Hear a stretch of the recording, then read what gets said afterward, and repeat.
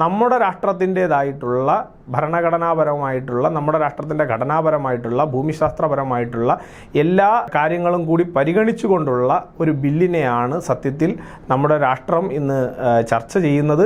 ആ ബിൽ വരുന്നതോടുകൂടി നമ്മുടെ ലോകസഭയുടെ അംഗബലം 850 ഉയരുകയും നമ്മൾ മനസ്സിലാക്കേണ്ട ഒരു താരതമ്യം, പ്രധാനമായും നമ്മുടെ ഒരു ലോകസഭാ മെമ്പർ അല്ലെങ്കിൽ ഒരു MP കൈകാര്യം ചെയ്യേണ്ട ഭരണഘടനാപരമായിട്ടുള്ള ജനസംഖ്യ എന്ന് പറയുന്നത് 7.5 ലക്ഷം പേർ എന്നാണ്. ആ ജനസംഖ്യയിൽ നിന്ന് ഇന്ന് നമ്മുടെ പല സംസ്ഥാനങ്ങൾ, ഇപ്പോൾ കേരളത്തിലൊക്കെ ആണെങ്കിൽ അത് 12 ലക്ഷം വരെ എത്തുന്നു എന്നുള്ളതാണ് കണക്കുകൾ സൂചിപ്പിക്കുന്നത്.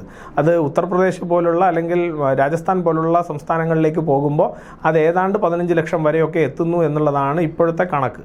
അപ്പോൾ സ്വാഭാവികമായും കഴിഞ്ഞ കുറേ കാലങ്ങളായി ഇത്തരത്തിലുള്ള പ്രവർത്തനം നടക്കാതെ വരുന്നതിൻ്റെ ഭാഗമായിട്ടുള്ള ചില ബുദ്ധിമുട്ടുകൾ ഈ MP-മാരുടെ പ്രവർത്തനത്തിൽ അവർക്ക് ഇത്രയും സംഖ്യയിലേക്ക് എത്താൻ സാധിക്കുന്നില്ല എന്നുള്ളത് കൂടി ഈ ഡീലിമിറ്റേഷൻ്റെ ഭാഗമായി നമുക്ക് ജനങ്ങൾക്ക് സൗകര്യപ്രദം എന്നുള്ള നിലയിൽ നമുക്കതിനെ കാണാൻ വേണ്ടി സാധിക്കുന്നു എന്നുള്ളതാണ് ഈ ബില്ലിനെ പ്രധാനമായും ആകർഷകമാക്കുന്നത്. പിന്നെ നമ്മളെ സംബന്ധിച്ചിടത്തോളം ഒട്ടേറെ രാഷ്ട്രീയമായിട്ടുള്ള ചില കാര്യങ്ങൾ ഇതിനകത്ത് പല ആളുകളും പറയുന്നുണ്ട്. പക്ഷേ ആ രാഷ്ട്രീയത്തിനെല്ലാം അപ്പുറത്ത് ഇത് ജനങ്ങൾക്ക് എത്രത്തോളം ഗുണകരമായി, എത്രത്തോളം സുതാര്യമായി നടക്കുന്നു എന്നുള്ളതാണ് നമ്മൾ ഇതിനകത്ത് പരിശോധിക്കേണ്ടത് എന്നുള്ളതാണ് എൻ്റെ വ്യക്തിപരമായിട്ടുള്ള ഈ പ്രവർത്തനത്തിലുള്ള ഒരു നിലപാട്. ഇപ്പം നമ്മൾ ഈ ബില്ലിനെക്കുറിച്ച് സത്യത്തിൽ ഇത്രയും വിശദമായി, അല്ലെങ്കിൽ ഈ ബില്ലിൻ്റെ കണ്ടൻറ്റുകൾ ഇത്രയധികം നിങ്ങളുടെ മുന്നിൽ അവതരിപ്പിക്കേണ്ട കാര്യമുണ്ടോ എന്ന് ചിലപ്പോൾ നിങ്ങൾക്ക് തോന്നാം.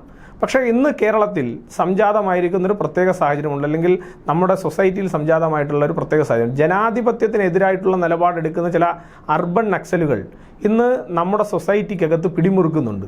അത്തരം ആളുകളാണ് വളരെ വലിയ രീതിയിൽ ഈ ഇന്ത്യൻ ജനാധിപത്യത്തെ തകർക്കുന്ന നിലയിലുള്ള പല ചർച്ചകൾക്കും നേതൃത്വം കൊടുക്കുന്നത്. അവർ ഒളിഞ്ഞും തെളിഞ്ഞും ജനാധിപത്യപരമായിട്ടുള്ള ഏത് നിലപാടിനെയും, രാഷ്ട്രത്തിൻ്റെ പുരോഗതിയെ ലക്ഷ്യമാക്കി പോകുന്ന ഏത് നിലപാടിനെയും എതിർക്കുകയും അതിനെതിരായിട്ടുള്ള ഒരു മൊമെൻറ്റം സൃഷ്ടിക്കുകയും ചെയ്യുന്ന ഒരു പ്രത്യേക രാഷ്ട്രീയ സാഹചര്യത്തിലൂടെയാണ് നമ്മൾ പോകുന്നത്. പക്ഷേ ഈ ബില്ലിൻ്റെയും അതുപോലെ തന്നെ നമ്മുടെ ഡീലിമിറ്റേഷൻ ബില്ലിൻ്റെയും അതുപോലെ തന്നെ വനിതാ സംവരണ ബില്ലിൻ്റെയും കാര്യത്തിൽ അവർക്കൊപ്പം കേരളത്തിലെയും ഇന്ത്യയിലെ ചില പ്രതിപക്ഷ രാഷ്ട്രീയ കക്ഷികൾ കൂടി ഈ അർബൻ നക്സലുകളുടെ അതേ ദൗത്യം ഏറ്റെടുത്തുകൊണ്ട് മുന്നോട്ട് പോകുന്നു എന്നുള്ളത് കൊണ്ടാണ് ഈ ബില്ലിനെ പറ്റിയുള്ള ചർച്ച, അല്ലെങ്കിൽ ഈ ബില്ലിനെ പറ്റിയുള്ള വ്യക്തമായ കാര്യങ്ങൾ. അപ്പോൾ നമ്മുടെ ഒരു സുപ്രീം കോടതിയിലെ ഒരു ജഡ്ജ് ഒരിക്കലും ഒരു രാഷ്ട്രീയ താല്പര്യത്തോടു കൂടി ഈ ഡിലിമിറ്റേഷൻ നടത്തും എന്ന് നിങ്ങൾ ആരും പ്രതീക്ഷിക്കുന്നുണ്ടാവില്ല. ഒരു ഭരണഘടനാ സ്ഥാപനത്തിൻ്റെ മേധാവിയായിട്ടുള്ള, ഇപ്പോൾ ചീഫ് ഇലക്ഷൻ കമ്മീഷണറും ഉണ്ട്, അതുപോലെ തന്നെ സ്റ്റേറ്റ് ഇലക്ഷൻ കമ്മീഷണറും ഉണ്ട് എന്ന് പറയുമ്പോൾ സ്വാഭാവികമായിട്ടും ഒരു ഫെഡറൽ സംവിധാനത്തെ കൂടി അക്സെപ്റ്റ് ചെയ്തുകൊണ്ടാണ് ഈ ഡിലിമിറ്റേഷൻ എന്ന് പറയുന്ന പ്രവർത്തനം മുന്നോട്ട് പോകുന്നത്.